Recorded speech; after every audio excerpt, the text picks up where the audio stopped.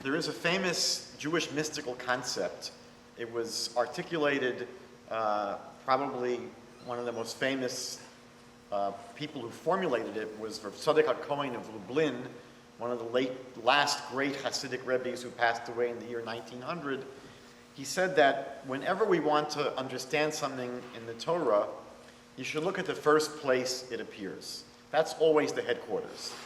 And if we're going to be learning tonight, studying and thinking together about homes, so the first place to really look and the place to begin would be humanity's first home.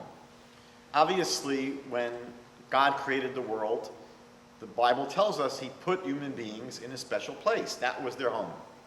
And so that would be an important place for us to reflect and think about some of the lessons we can learn about our homes. So the home that we had was given a name. It was called the Garden of Eden, Gan Eden. And that name tells us something about what God's intentions were and the purpose of that place of residence. The word Eden in Hebrew has the meaning of pleasure or delight. And so God put us in a place which was called the Garden of Delight, the Garden of Pleasure. And it gives us some insight into what God's purpose for us is. Our mystical teachers, the Ramchal, Moshe Chaim Luzzatto, among them, explain that God's intention in creating human beings and placing us in this home called the Garden of Pleasure was that we should have pleasure. That as human beings, we should be able to actualize the ultimate pleasure accessible to us in life. And that's actually not a strange concept. If you think about our terrestrial parents, right? Mom and dad, they want the same thing for their children, right? Our earthly parents ultimately desire that we have ultimate pleasure, that we have ultimate fulfillment. And so, Avinu Shebashamayim, our Father in heaven, has nothing less in mind for us. God ultimately desires that we have pleasure and fulfillment, and therefore, we are put into the Gan Eden, the Garden of Pleasure. Now, it's interesting that God could have put us in maybe a more ultimate place of pleasure, because we know that Judaism sees this world, as we learn in Ethics of the Fathers, Pirkei Avot, this world is seen as an antechamber, as a preparation for the ultimate place of pleasure, which is the world to come. The world to come is a place where it's unadulterated, it's unfiltered. Here, the idea of our soul, which is the primary part of who we are, our souls are not entirely comfortable in a world which is physical and spiritual. Our souls are pretty much out of place in this world. Our souls really come from Shemayim, from a spiritual realm, a totally spiritual realm, and our souls come into this world for a short journey, 70 years, 80 years, 120 years, however long it's for. Our soul puts on a body, our soul puts on a space suit, if you will, an earth suit, and we go through this crazy life that we're all part of, this amazing adventure, this amazing journey, but our soul is a little bit out of place here. Our souls are much more comfortable in a totally spiritual realm, and ultimately, that is where we will get the full bang for our buck, meaning that we can only experience a certain amount of ultimate spiritual pleasure in a world that's physical. We have tastes of ultimate spirituality. For example, the Talmud says that Shabbat is a taste of the world to come. The pleasure of Shabbat is a little bit of a taste of the world to come. And so we have hints, we have a taste of what ultimate pleasures lie ahead for us in the next world. So the question could easily be asked, why didn't God just put us there? Why couldn't that be our home? Why didn't God create human beings and make heaven their home? Why put us in this world which is less optimal and where things can easily go wrong, and many people we know go off the track altogether and plunge into a life that's totally non-spiritual? It would have been much safer, much easier to simply circumvent this entire earthly existence, place people in heaven, let them enjoy themselves. But our rabbis teach us that that would not have accomplished God's ultimate purpose, because that would be basically giving human beings a free handout.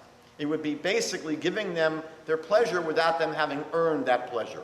And people ultimately don't take that much joy and pleasure in something that they receive without having earned it, without having worked for it. And therefore, what our teachers tell us is that we are put in this world, a world of trials, of tribulations, a world where our spirituality is constantly being tested, so that we can ultimately work and earn and deserve to be in that ultimate place where we get our ultimate reward. We know that in the Garden of Eden, one of the things that we're told is there were two special trees. There was a tree called the tree of knowledge of good and evil, and there was a tree of life. Now they're told not to eat from the tree of knowledge of good and evil. That was one of the rules. And they were told that the consequences of eating from this tree of good and evil are very, very dire. That ultimately they will face death if they eat from this tree of knowledge of good and evil. A very obvious question arises when we think about this story. And maybe some people here have thought about this question. Here they have these two trees. Obviously, there must have been something tempting about the tree of knowledge of good and evil. The problem is that if you eat from this tree, you're going to die. However, there was another tree, the tree of life. Now, presumably, if you eat from the tree of life, what is the consequence? It would seem that you're going to get life. So, maybe what they should have done would have been to first eat from the tree of life, and now they have this guarantee that we are going to live, presumably forever now, and now we can do what we want and eat from the tree of knowledge of good and evil, and there'll be no consequences. I mean, that it's sort of a simple question, and it's an obvious thing that maybe they should have thought of doing. And some of our rabbis teach us that we learn an important lesson from the fact that they didn't engage this strategy. Because ultimately we know, what is the tree of life? The tree of life we call the Eitz HaChaim. It's right behind here, right? The Torah is the tree of life. Eitz Chaim Hi. The Torah is a tree of life. And so they didn't eat from that tree of life. What did they do? They went directly to the tree of knowledge of good and evil. And the lesson we see from this is that many people, many of us, make that same mistake when we go through our lives. That Torah means instructions. Torah basically is the instructions that God has given us for life. And yet so often we don't bother trying to find out what are the instructions. We say to ourselves, I don't need anyone to teach me how to do that. I'm not stupid. I can figure it out by myself.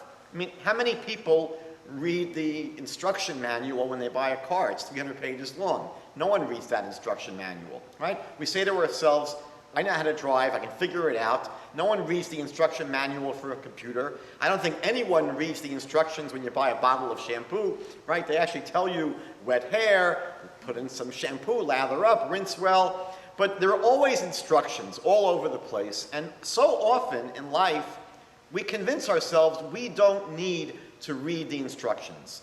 I can figure it out myself. I'm going to go right for trial and error.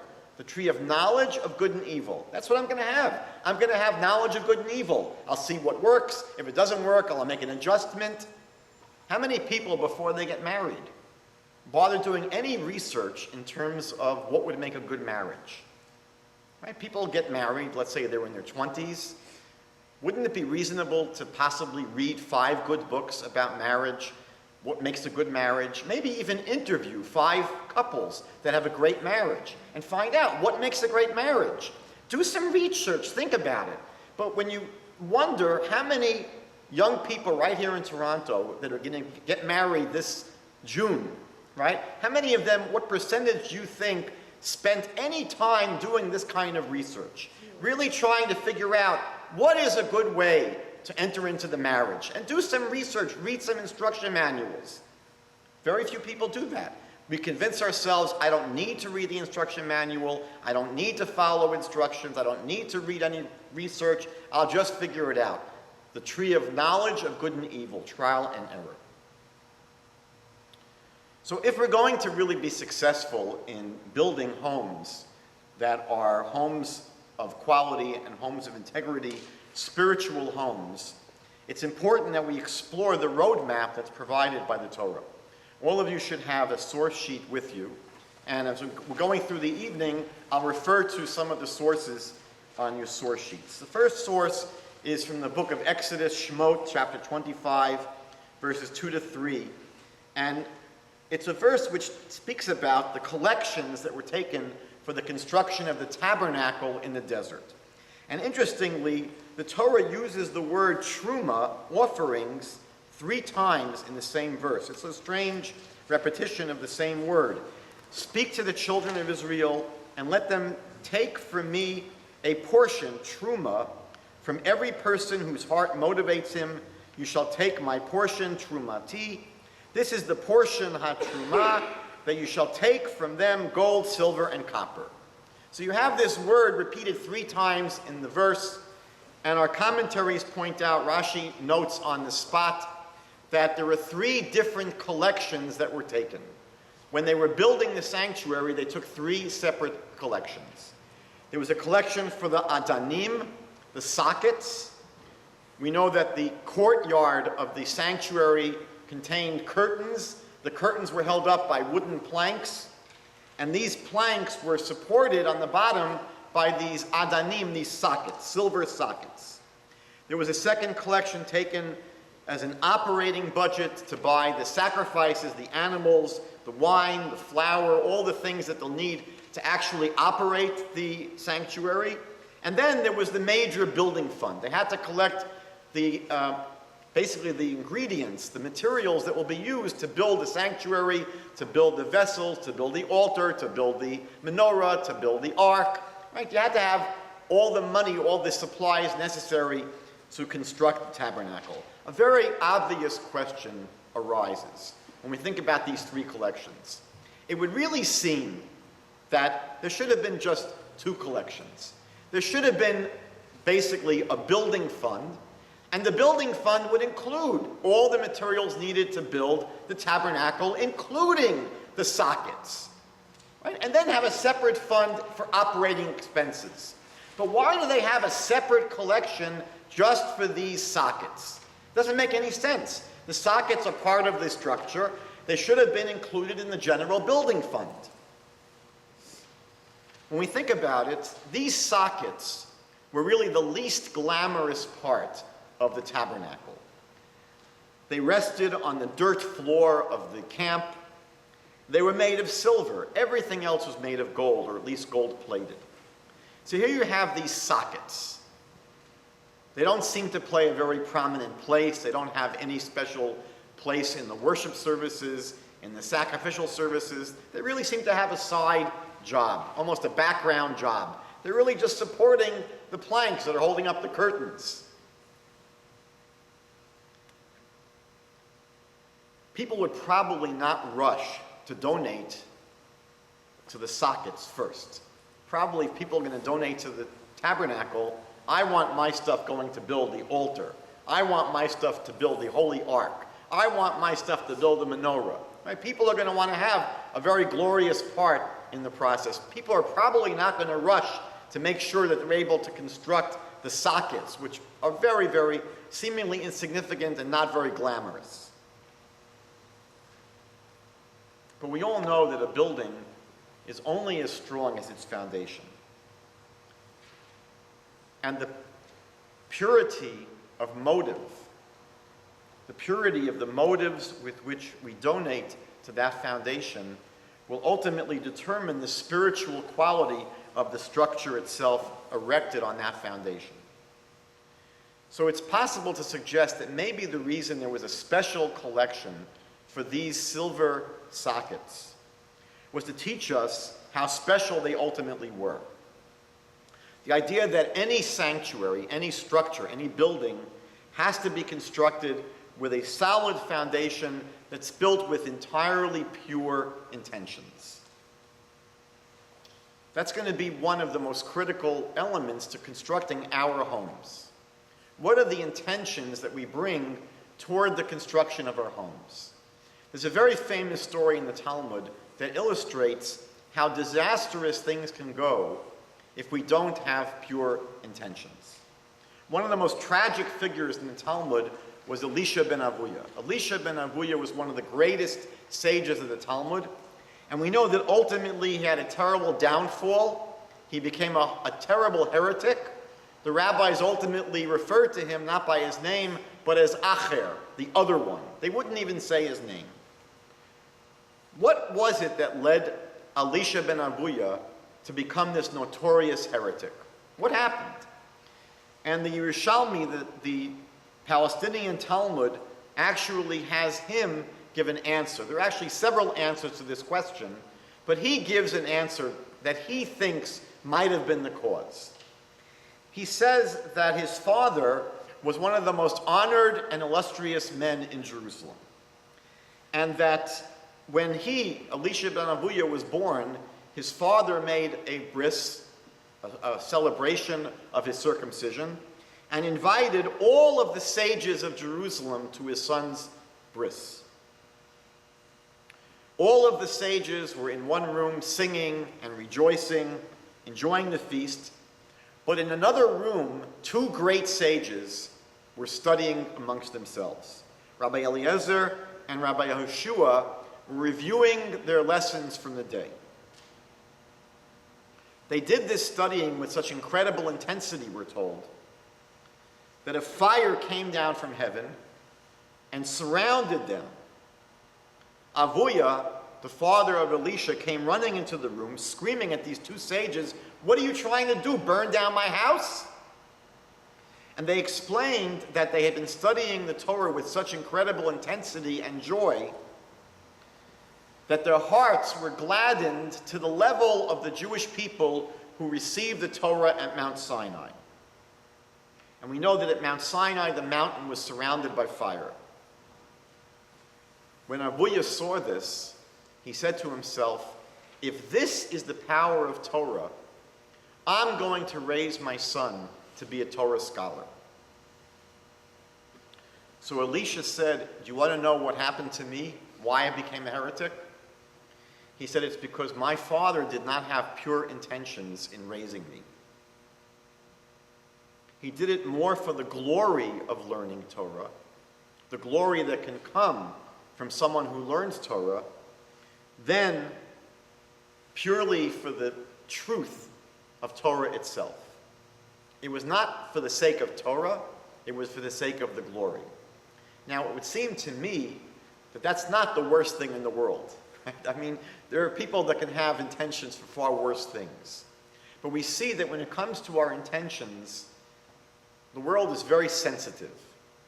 The world is very sensitive to our intentions. And as they say sometimes, if there's a butterfly flapping its wings in Mexico, you can have a hurricane in Canada. So poor little Elisha, whose father didn't seem to have the worst intentions, but they weren't entirely pure. And that ultimately led, he feels, to his becoming a heretic. When we send our children to school, what is our intention?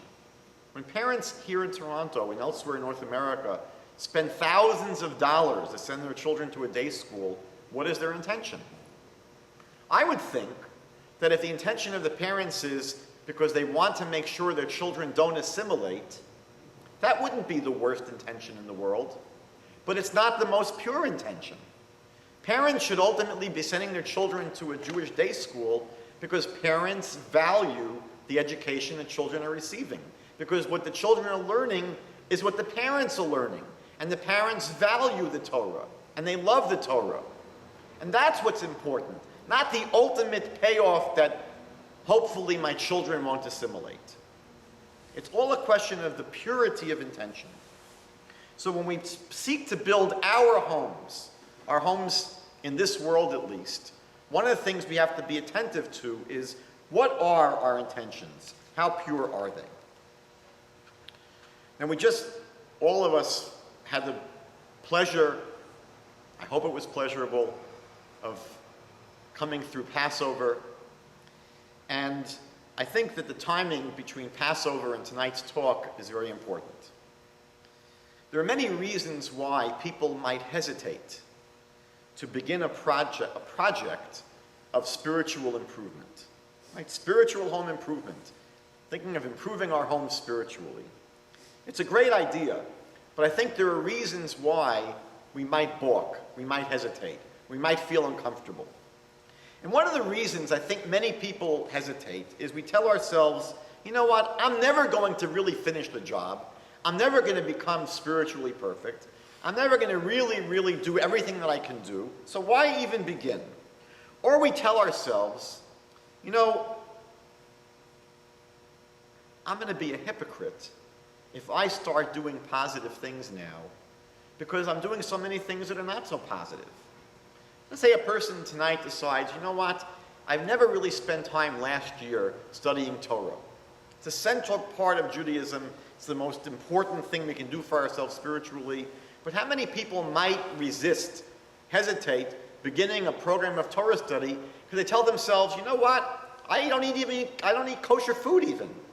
I go to non-kosher restaurants all the time. I should study Torah. I'll be a hypocrite. So people often feel that if they're not going to be entirely consistent, why even get started? Or we might feel, what are people going to think? I'm going to start going to Torah classes. I'm going to start studying Torah at home with partners in Torah. I'm going to get on the phone once a week and study Torah with someone. And what are people going to think? People are going to think, oh, look, the big shot now is becoming a Talmud scholar. So there are so many reasons why we hold ourselves back. We're afraid of what others think.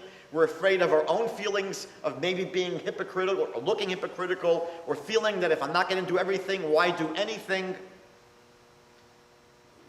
But this is actually the perfect time of the year to start a project of spiritual home improvement. Passover is the holiday that addresses these roadblocks to spiritual growth. We all know that the Passover event is called the Seder. Seder means order.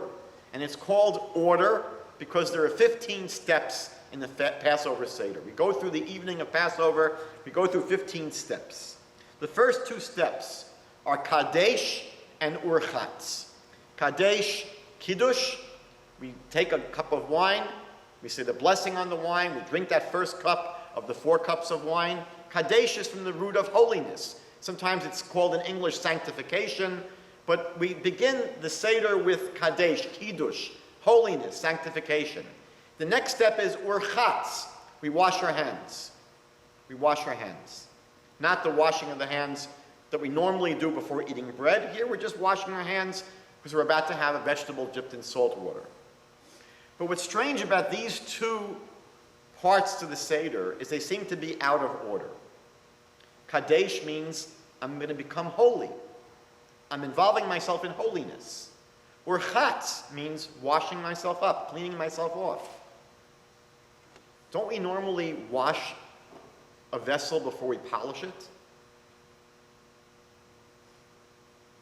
We don't polish the vessel and then wash it. So why do we have Kadesh? I'm becoming holy now, and then I'm going to wash myself. We would normally think, if I'm going to embark on a project of becoming holy, I've got to first wash myself, purify myself, get rid of all the things that are not proper about myself. But Passover is the holiday. The word Pesach means to jump over, to leap over. Because in Passover, God jumped over the houses of the Jewish people on his way to wiping out the Egyptians. But on many levels, what God was doing was leaping over the homes of the Jewish people, because in many ways, we were not worthy of leaving Egypt in many ways. We had become very spiritually corrupt in Egypt. And the angels were challenging God. Why are you destroying the Egyptians? The Jewish people also worship idols. And so even though we weren't worthy, God jumped over our houses. He leapt over us. And part of what happens on Passover is we get the energy, there's a spiritual energy on Passover to make these giant leaps, even though we're not ready, even though we haven't washed ourselves, even though we haven't purified ourselves. Passover says, Kadesh, become holy, jump into holiness. Just do it. Don't worry about, am I ready? Am I prepared? Did I wash myself? Did I prepare myself? You can prepare later. Normally we prepare first. Passover says, no, just jump into it, and you worry about preparing later on. The first question I'd like to reflect on with you in terms of how we see ourselves in our homes is to reflect on the question of who is the occupant. If we're trying to build a healthy and a vibrant spiritual Jewish home, it's important to think about who is living in the home. Who is the occupant? In the Holy Temple, again, it's our model for tonight, there was the Ark, the Holy Ark, which contained the Torah. And on top of the Ark, there were two cheruvim, two angelic figures that had the faces of children. They were made out of gold, and they had to be made out of one piece with the rest of the ark. It couldn't be an ark that was constructed and then the angels, the cheruvim, put on top of the ark. The angels, the cheruvim, and the ark had to be made out of one piece of gold. That was not so easy to do.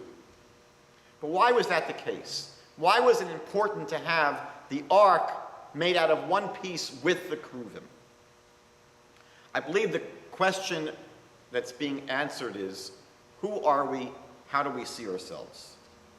And who are we trying to be in the homes that we're building? One of the most popular teachers in New York today is Rabbi Yisrael Reisman. And he tells a story about meeting with a yeshiva student who had a tremendously serious personal problem. This yeshiva student was studying in a yeshiva out of New York, what they call an out-of-town yeshiva. And he was actually doing quite well and becoming a very respected Torah scholar.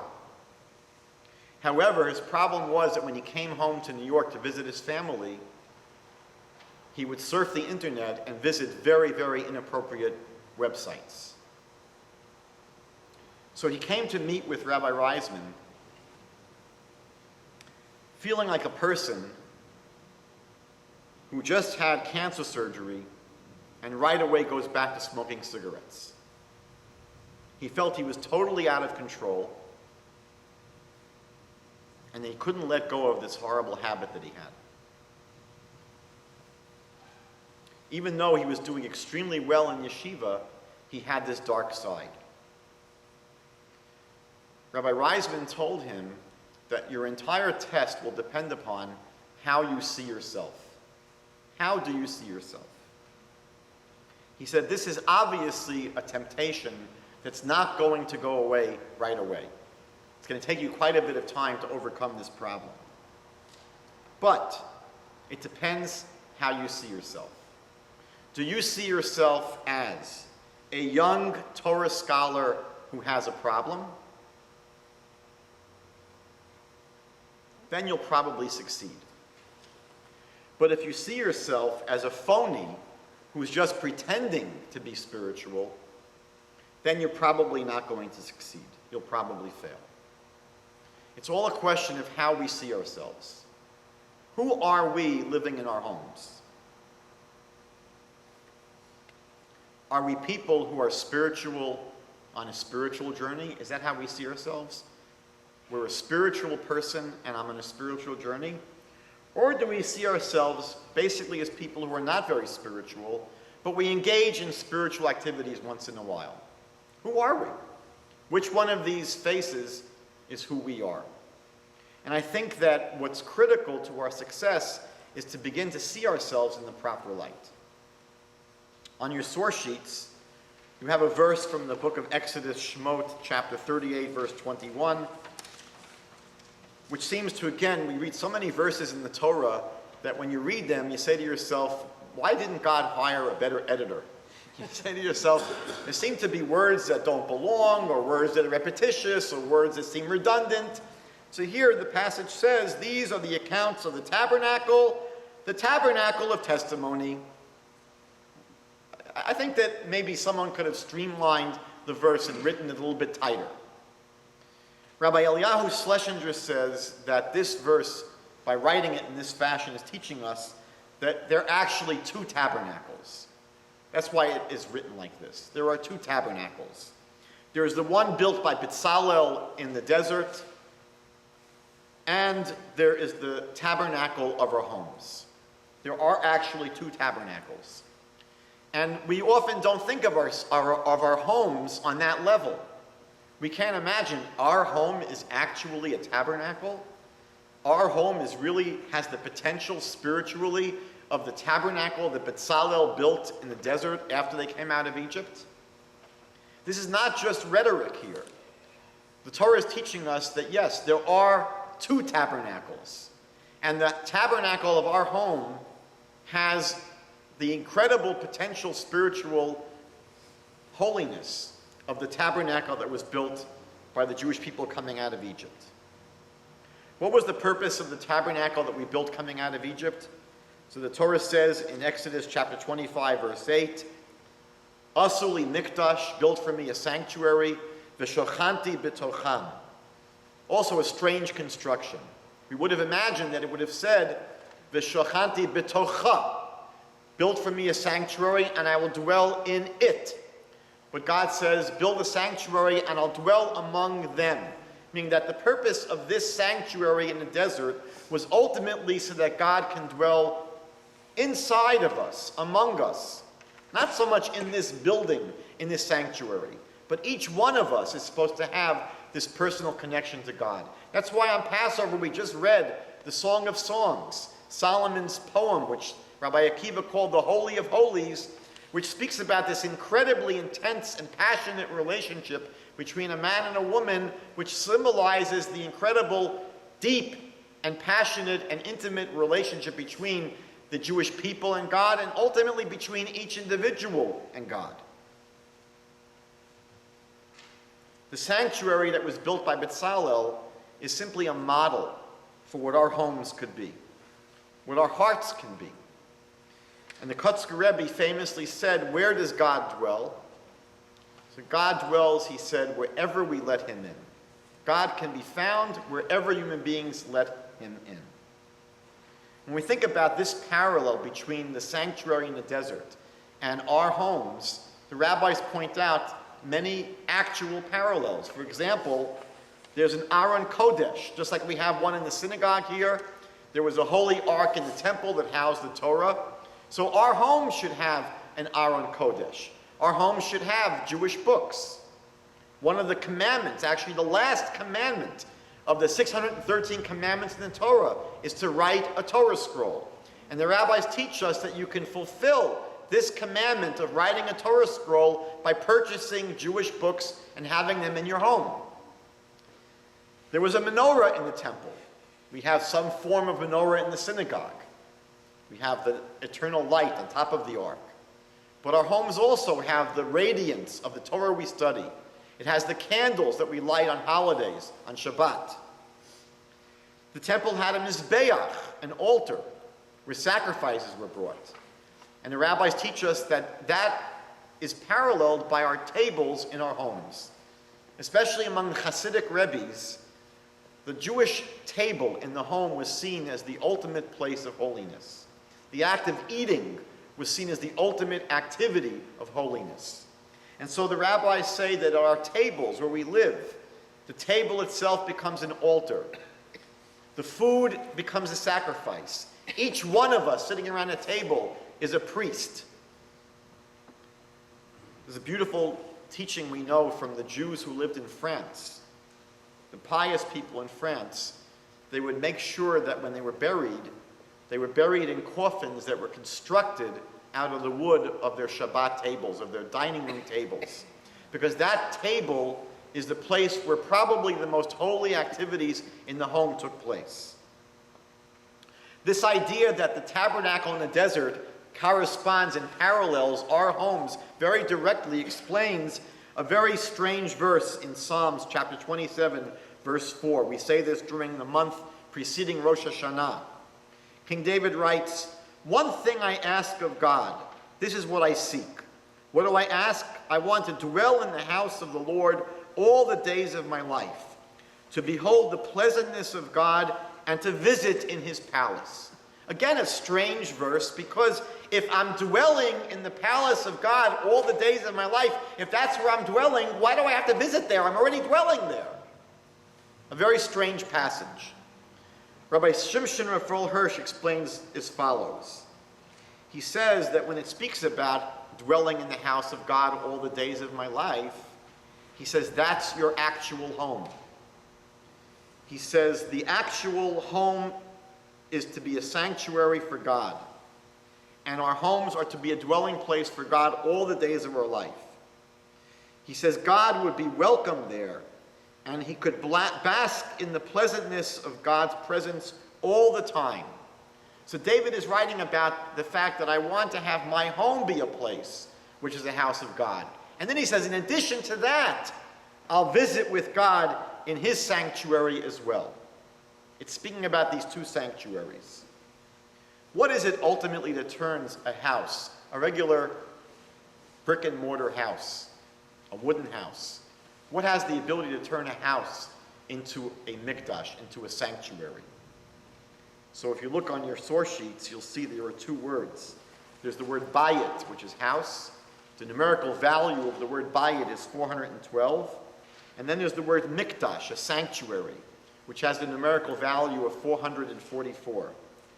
The difference between 444 and 412 is 32. The Hebrew word lev, heart. What ultimately is able to transform a simple building into an actual spiritual sanctuary is our hearts, is the desires that we have, our emotions. I often quote a Rashi, commentary by Rashi in the beginning of the book of Exodus that speaks to this point. It's an amazing, small little piece of Rashi that's delicious. The verse in Exodus says, I appeared to Abraham, to Isaac, and to Jacob. You know, when we read a verse in the Bible, there are times when the verse is mysterious and ambiguous. We're not sure what it means. We have to run to the commentaries, maybe help us explain the verse. Here we have a verse in Exodus that seems pretty straightforward. God says, I appeared to Abraham, to Isaac, and to Jacob. Rashi feels compelled to comment. I don't know why. The verse seems pretty easy to understand. Rashi offers two words that are so mysterious that many people say it must be a misprint. It must be a misprint. Rashi on this verse says, El Ha'avot, to the patriarchs. And now we really scratch our heads. The verse said that God appeared to Abraham, Isaac, and Jacob, and Rashi needs to tell me, psst, those are the patriarchs. I need Rashi to tell me in chapter 6 of Exodus that Abraham, Isaac, and Jacob are the patriarchs. I know this from the first book of the Bible, from Genesis. I know it from earlier chapters in Exodus. Why all of a sudden is Rashi telling me Abraham, Isaac, and Jacob are the patriarchs? Some of the commentaries to Rashi, you want to get a sense as to how important Rashi is. There were over 500 people who wrote commentaries to Rashi. Some of the commentaries say an amazing thing. They say that Rashi here is not telling us who God appeared to, because that's not a mystery. We know who God appeared to, Abraham, Isaac, and Jacob. They say Rashi is helping us understand here, why did God appear to them? Why did God appear to Abraham, Isaac, and Jacob? So Rashi says, you know why God appeared to Abraham, Isaac, and Jacob? Because they were avot. The word avah, aleph, bet, hey, sometimes aleph, vav, hey in Hebrew, doesn't only mean father or patriarch. It can mean to desire or to want. So the reason that God appeared to them is because they desired to have God in their lives. They wanted to have God in their lives. They were avot, and that's why God appeared to them. What this means for us is that if we sincerely and truly seek to have God in our homes, He will be there. If that's what we really, truly, sincerely want. That can affect every single thing we do in our homes. That means that at our family meals, we should make it a point of studying some Torah at every meal. Having some Torah discussion at every meal. I've been to a home here in Toronto that hosts very frequently 20 to 30 people for a Shabbat meal. And one of the things that they've done is they ask people, please share something that happened to you this week that was spiritual. And I often was wondering, maybe 5% of the people will be able to do that. I'm often surprised that when that question is asked, every single person around the table, after thinking for a few moments, was able to share something that they found that was spiritual in their life during the week. But think about this.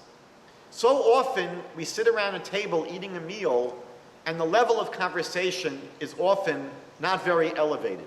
We can be speaking about chit-chat, about gossip, about movies, about the weather, about sports. But this is a family that took the effort to try to make the conversation around their table elevated, spiritual, meaningful. It changes the entire meal to just a meal, to an experience that's a spiritual experience. The word company, by the way, comes from the two Latin words, cum pan, with bread. And the purpose of sitting down together and having bread is to have this shared spiritual experience. If people have TVs in their homes, there are plenty of things that you can do to direct that tool in a more spiritual way. There are plenty of nature shows on television. Maimonides, the Rambam said, if you want to come to love God, study nature. Look at the beauty and the intricacies of nature. That can be something that people spend a half hour watching rather than a meaningless action flick. Or, if a family is watching a television show, to think about the spiritual lessons and the ethical implications of the show.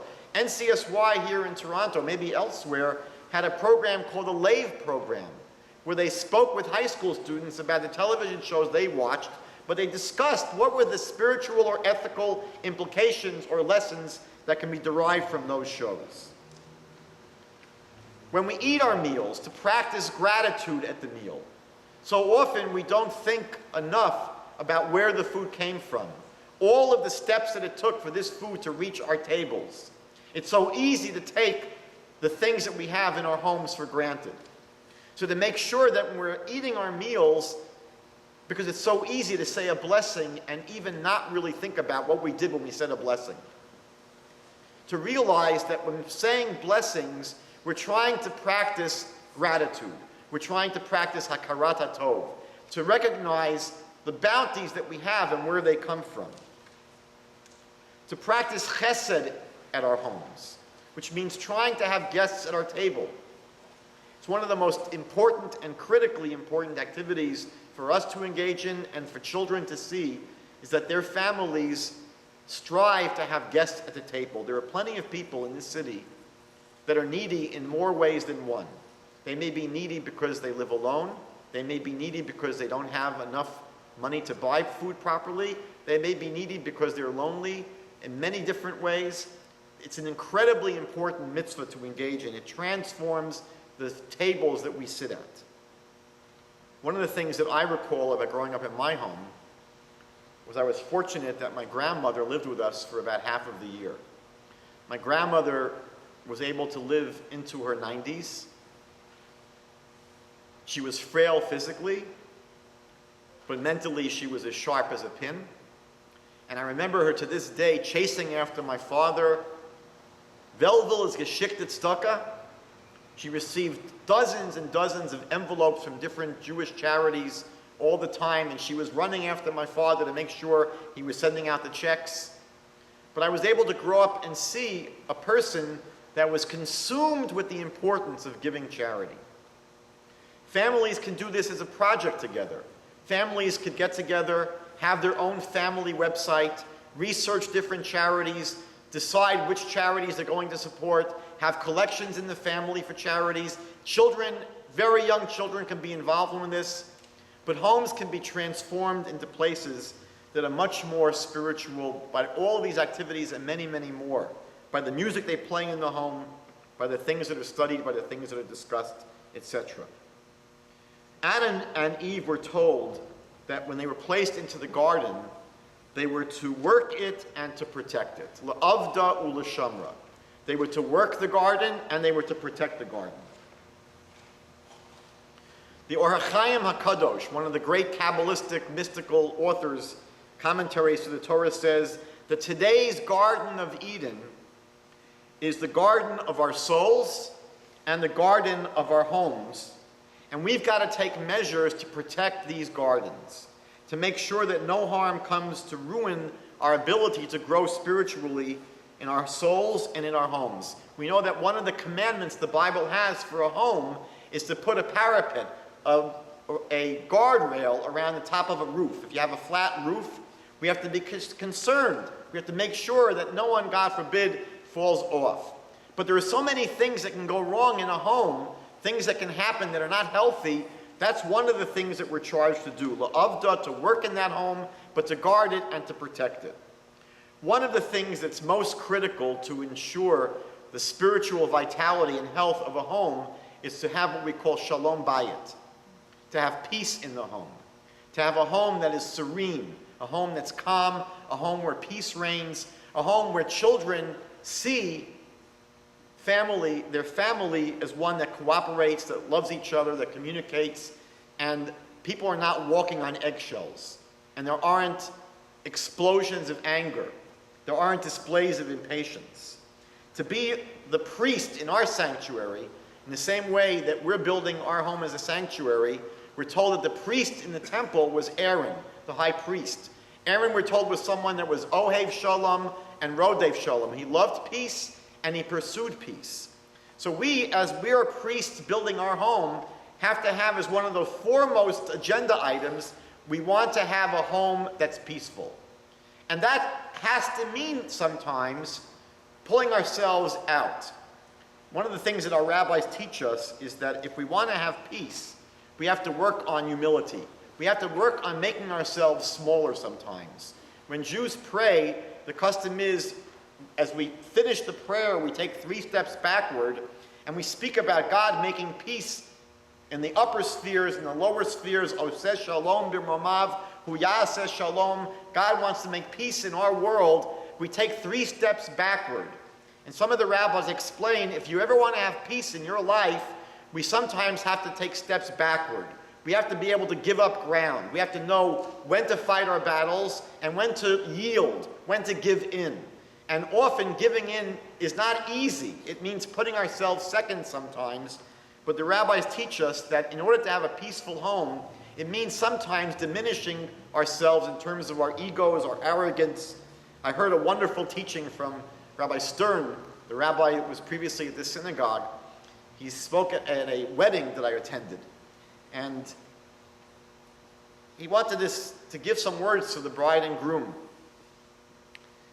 So he said there was a very famous holy Hasidic Rebbe, Rav Avraham Yehoshua of Apt. He was called the Ohev Yisrael. He wrote a book called The Lover of Israel.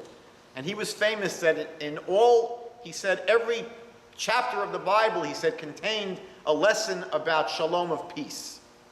So one week his Hasidim said to him, Rebbe, where do you see it in this week's Torah portion? He said, where do you see it in this week's Torah portion? He said, in the name of the chapter. That week it was a chapter called Balak. He said, where do you want to see the lesson in this chapter? He said, in the name of the chapter, there's a lesson. They looked at him, what are you talking about? Balak? That has a lesson of peace? He said, yes, look at the word Balak. It spells out, V'ahavta l'reyecha kamocha. Beis lamed kuf, V'ahavta l'reyecha kamocha. They said, Rebbe, V'ahavta is spelled with a vav, not with a bet. And kamocha is spelled with a chaf, not with a kuf. He said, that's the point. If everything has to be 100% perfect, you're never going to have shalom. You're never going to have peace. We have to learn to be flexible, not to make sure we have to cross every T and dot every I. We have to be able to give in sometimes and relinquish. When we're seeking to build the spiritual foundations of our homes, we have to be very, very mindful not to establish too firm a physical foundation. When we're building our spiritual homes, our spiritual foundations here, we've got to be careful not to build too firm a physical foundation, because ultimately, this is not our home here in Toronto. Our home ultimately is in Eretz Yisrael, the land of Israel. The most repeated prophecy in the Bible is the prophecy which speaks about the Jewish people ultimately coming back to the land of Israel from the exile.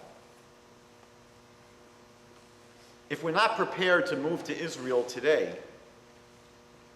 at least we should try to make sure that we think about when it will be possible, to anticipate when it will be possible, to spend part of our lives here in the exile, dreaming about going to Israel, dreaming especially with our children, taking trips to Israel, having projects that focus on Israel, but keeping our eyes focused on our ultimate goal, where we ultimately are supposed to be, never losing sight of that fact.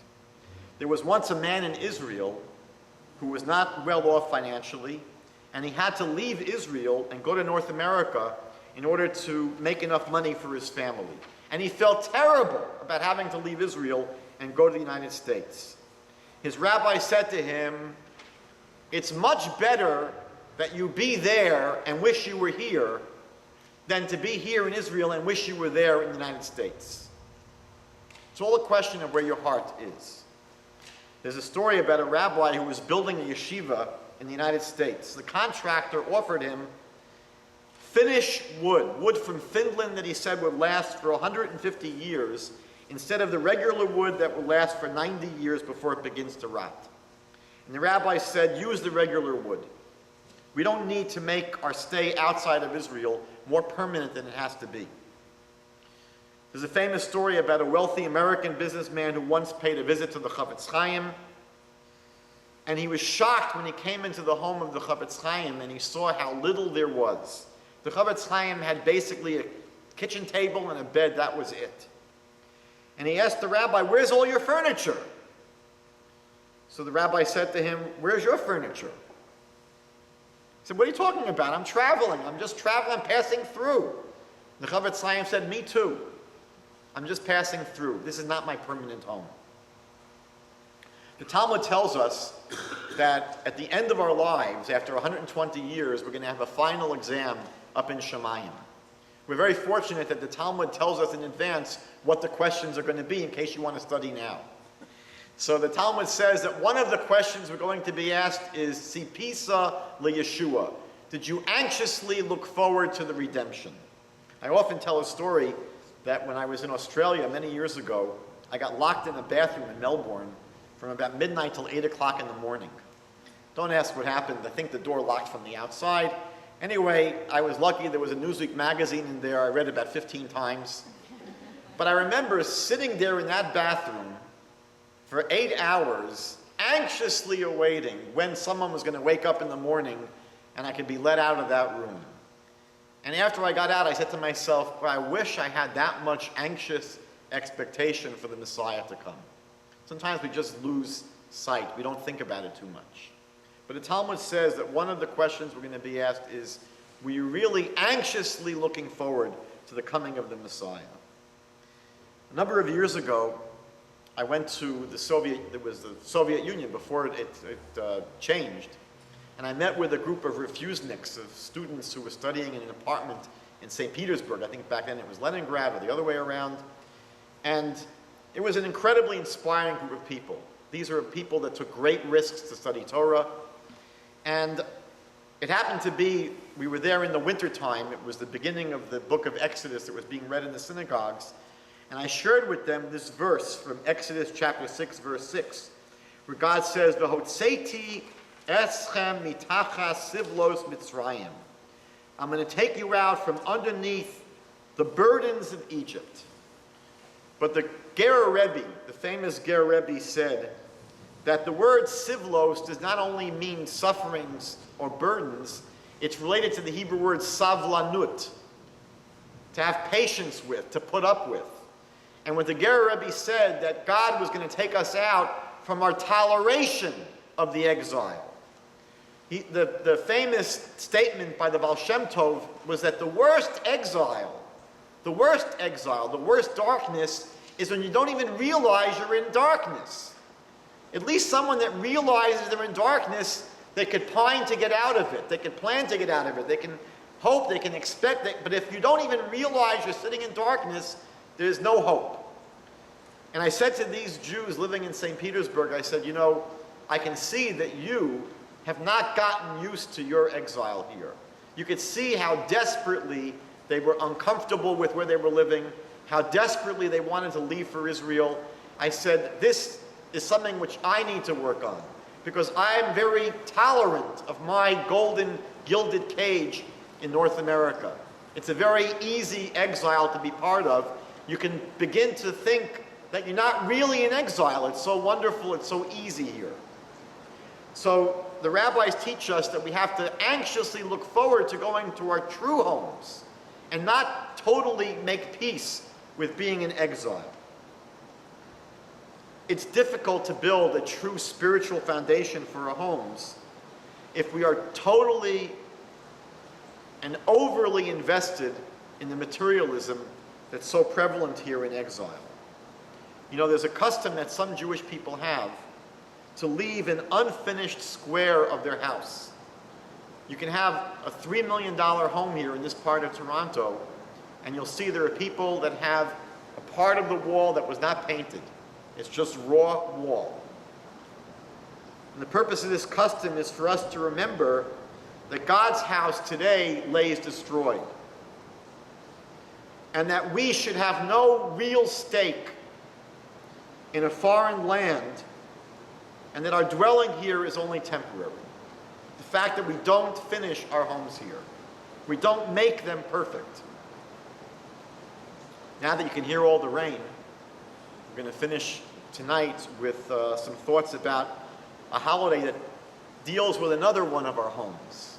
We've discussed so many homes tonight. Our home up in heaven, our home in the Garden of Eden, our home in the tabernacle in the desert, our homes here in North York, our home in the land of Israel. We have another home, which is the home we built for ourselves every year after the high holidays. The holiday of Sukkot, where we leave our physical homes, our permanent homes, for a week, and we dwell in a dirat aroi, a temporary dwelling place. There's an incredible lesson that we can learn from the sukkah that I heard from Rabbi Miller, who is the Rav in Calgary, Alberta. The halacha, the Jewish law, teaches that a sukkah cannot be over 38 feet high. If you build a sukkah, it cannot be more than 38 feet high. Why is that? Because again, a sukkah has to be a temporary dwelling. And the Talmud says if you build a structure that's over 38 feet high, by definition, you're going to have to build a support structure. It won't stand up well enough by itself if it's 38 feet high. So if it's that tall, you're going to have to build a support structure, and that support structure renders it a permanent dwelling place and not a temporary dwelling place. That's why it can't be more than 38 feet high. The Talmud asks an interesting question. So what if it's not 38 feet high? What if it's 10 feet high? But you build the walls out of solid gold. Is that okay?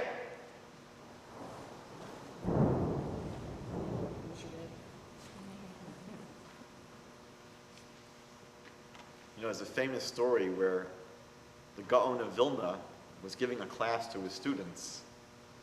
In the middle of the class, this incredible clap of thunder broke out.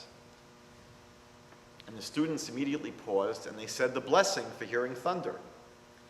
And the Vilna Gaon had a very troubled look on his face. And the students said, Rebbe, did we make the wrong blessing? He said, no, you didn't make the wrong blessing. But if you were really involved in the class, you wouldn't have heard the thunder. So the question is, what about this sukkah whose walls are only 10 feet high, but they're made out of solid gold? Is that okay or not okay? And the Talmud says it's okay. Why is it okay? The reason is because being only 10 feet tall or 20 feet tall, it's not tall enough that you have to build a support structure for it. And as long as you don't build a support structure for it, it's all right. It's not a permanent dwelling place. Rabbi Miller says, what lesson do we learn from this law? He says we learn an amazing thing. We learn that we can enjoy our possessions. You can have gold and silver, as long as you don't have to have it. It's okay to have it. It's not okay if you have to have it. It's nice to have a nice house. If you have to have it, then you're in trouble. You have to be able to exist sometimes in a simpler house. That's why Sukkot is called Zman Simchatenu, the time of our rejoicing, the time of our true happiness, because we get the clarity on Sukkot that true happiness does not depend on having all the physical niceties and pleasures in the world.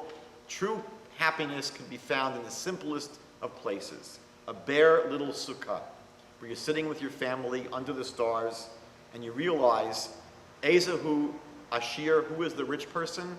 Hasameach bechelko, the person that's satisfied, that takes pleasure in what they have. A person does not take pleasure in what they have. They can have the most fancy, beautiful place in the world. They're not going to be happy. They're going to want something bigger. They're going to see someone else's nice house. They're going to get jealous. They're going to want to knock down this $4 million house and build an $8 million house. In the priestly benediction that we say in Israel every day, outside of Israel on the holidays, the first of the three blessings, Yevarecha Hashem v'yishmerecha, may the Lord bless you and protect you. Rashi says, protect you from what? Protect you from the blessings. May the Lord bless you. That's good to get all those blessings. And may the Lord protect you from all those blessings. Because sometimes the most dangerous thing to us spiritually can be all the physical things that we have. One of the amazing teachings of Pirkei Avot, Ethics of the Fathers, was that there were 10 miracles that were done for our ancestors in the Holy Temple.